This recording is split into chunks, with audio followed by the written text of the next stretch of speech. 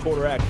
2nd and 9 for the Vikes. McCarthy rolling left, finding Jordan Addison for the 5-yard gain, making that connection early and often, frankly. Next play is 3rd and 4. Here goes McCarthy to Addison. One more again on the crossing route.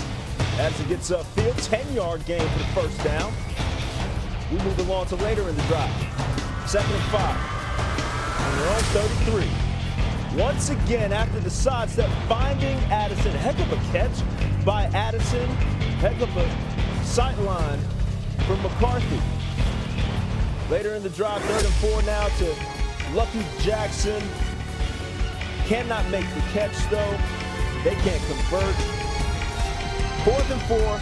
Vikings going for it. McCarthy finding a way to escape.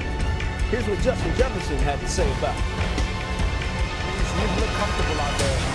He's going through the motions. I feel like he's making the proper reads. He's not forcing anything. He's just letting the game come to it, which we enjoy. We love to see from him, especially the mobile part. Him getting out that pocket on that 4th down. If he can find Jennings the way he found Addison, they'll be just fine. McCarthy 4-7 for 30 yards. Vikings win by 10. So we're back with Herm Edwards to delve a little further into those performances, beginning with one J.J. McCarthy. First game back in nearly a year after he tore his meniscus, took him out all last season. What'd you see from him? He had tremendous poise in the pocket, and you like it. You're talking about a guy who got injured. Now, this is the first time he's coming back in live football game. I know it's preseason, but it's live. He was very good in the pocket and got him some early, easy throws. He is talented now. That throw right there is a difficult throw. Made 2 really good throws on the run. You can see his ability here to run a little bit. Smart, get out of bounds. Little play action to hold the defense. Nice throw here to the boundary. Very nice throw. So, when you look at this guy, I mean, this is why they draft him. He's just got to stay healthy. But I tell you what, he has a lot of talent.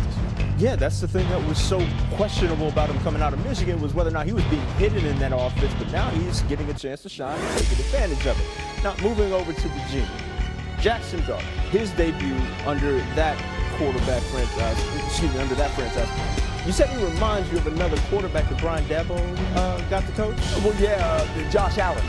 When you think about it, he's not as big as Josh Allen, but he's mobile like Josh Allen.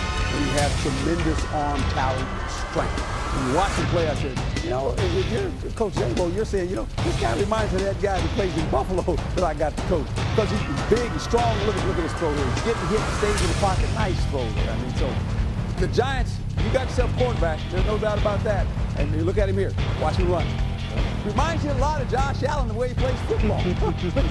Now, you got to tell him you got to go down. Right. Don't take those hits. You got to tell him to slide. Right. Know when the journey's over, protect yourself and slide. Feet first instead of head first. That's exactly how you make right. yourself. Don't get hit. Give yourself a long career in this league. Yeah, so right. Giants fans are certainly hopeful. We will see how it all pans out, but always appreciate the knowledge, sir. With the one and only number 1, Cam Ward. He and the Titans taking on the Buccaneers. Early second quarter is where we get it started. Ward's second drive after a 3-and-out. Plenty of time and plenty of poise. Finding Calvin Ridley, a 27-yard gain for his first completion of the game. Very next play, it's after a penalty, 1st and 20 for him. This time showing off the touch.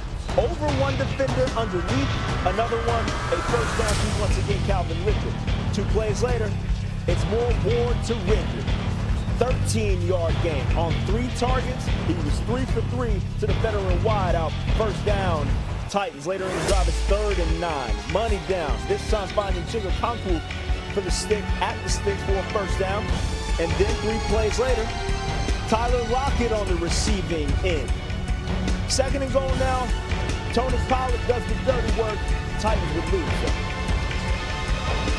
That's so good operation-wise. We really didn't have any MAs. I think the biggest thing was just us being able to play in a real game atmosphere together, getting the vibe of each other, then playing together like we did. It's not really too different from college. It's just more being, I would say, alerted on 3rd downs. Just the cans that you can get to in Coach Callahan's offense, and then just getting the ball out when it needs to be out. I got to maximize my drives. I had a 3-and-out in the first quarter, and that was all we did. So just maximizing my drives and, just trying to continuously move the chains. You got to be able to get a defensive break. Number 2 off the board was a potential two-way contributor for the Jags, Travis Hunter. First preseason game for him was against the Steelers. First quarter, Jags 3rd and 5 at their own 39. Hunter, number 2 receiver from the top of the screen, Trevor Lawrence, finding him on the quick slant route. Nice little easy pitch and catch to get the juices flowing. That's a gain of 3. Later in the drive, it's 3rd as well. Lawrence from the gun. Hunter out of the bunch, tries to spin out of a tackle there, but gets taken down. Some fast feet from the youngin. 6-yard gain, 10 offensive snaps for him. Those were his 2 receptions, totaling 9 yards. In the second quarter, Hunter lined up at corner, left side of the offense, goes in to make the tackle, cannot. Caleb Johnson stepping over that tackle. Hunter played 8 defensive snaps in this one, missed that tackle, but was not targeted. Here's Liam Cohen on the performance. I think he, made a couple good catches on some option routes, and missed the one tackle defensively that I noticed. Like, that was the only thing that I, kind of noticed about his overall play. In terms of that, I'll have to watch the tape on how he operated defensively a little bit more. He wanted to keep playing offense. After the first drive, he came up to me. He's like, "Can I go back in on O?" I'm like, "No, time to go on D." So that was no problem from a communication standpoint.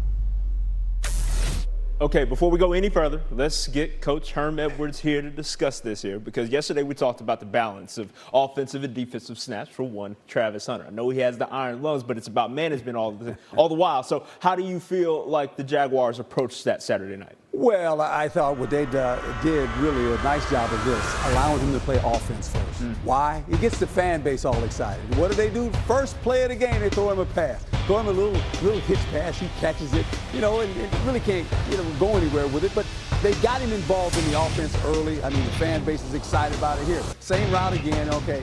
And so here we go. And then he played a little bit of defense, played corner. The issue I have is this, to be quiet.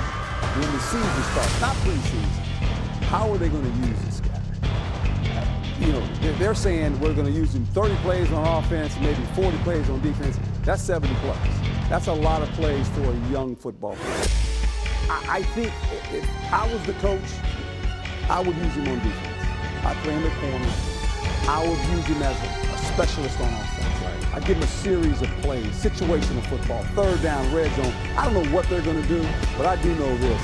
If they try to play him 70 plays every game, that's going to be very difficult. That's a lot on a wiry frame like Travis Hunter, even if he does put on a little something as far as weight goes. Yeah, he did it in college, right? But different ball game. The ball teams that he's playing with now, they're playing on something. It's professional football. Grown men. I love the guy. Yes. I think he's an outstanding athlete, a great football player. But don't marginalize the guy and wear him out by making him play both ways. Yeah, finding little packages to get him in on those sub sort of categories that he can come in there, have those special plays built for him. That is how you likely maximize on his talent. Now, shifting a little bit to the top pick overall, Cam Ward. We know that it's essential for rookies like him to get off to fast starts just generally. And you got an early scoring drive out there for Tennessee. How did you feel he did in the first showing? Well, I thought, anxiety. Sure. He's got a lot of pressure on him. I mean, he's first player pick. He goes to a place that basically wasn't very good last year, right? And he's the quarterback. Right. But they got a quarterback. Now, what they have to do with Cam Ward is they got to protect him. He has arm talent. He has mobility. He made some nice throws here away from coverage. I like that one right there. Guys running across the field. He sits in the pocket. He doesn't have antsy feet. He can read the protection. They got to protect him. They gave up 52 sacks last year. 52. That's how you get quarterbacks beat up. Yeah. So they got to make sure they help him. He can't do it all. He can't throw it and catch it and block as well. He's got to play quarterback. But they have a franchise quarterback. I'll tell you one other thing he did well. Find a veteran receiver in Calvin Ridley. Just find